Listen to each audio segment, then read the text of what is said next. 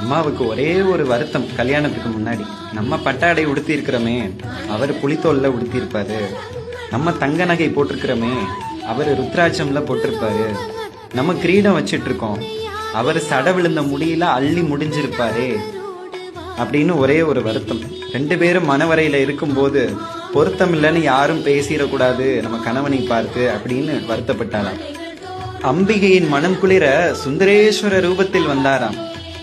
எப்பவும் புலித்தோல் உடுத்தி இருக்கிறவரு பட்டு பீதாம்பரம் உடுத்தி இருந்தாராம். இன்னைக்கு சுடுகாட்டு சாம்பலை பூசிட்டு இருக்கிறவரு அன்னைக்கு சந்தன சலபம் பூசியிருந்தாராம் மார்பில. ருத்ராட்சமும் நாகமும் போட்டிருக்க கூடிய கழுத்துல தங்க ரத்தின பதக்கங்கள் போட்டிருந்தாராம்.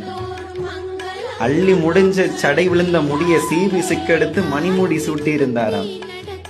அப்பேற்பட்ட அழகனாக வந்தாராம் மதுரைக்குள்.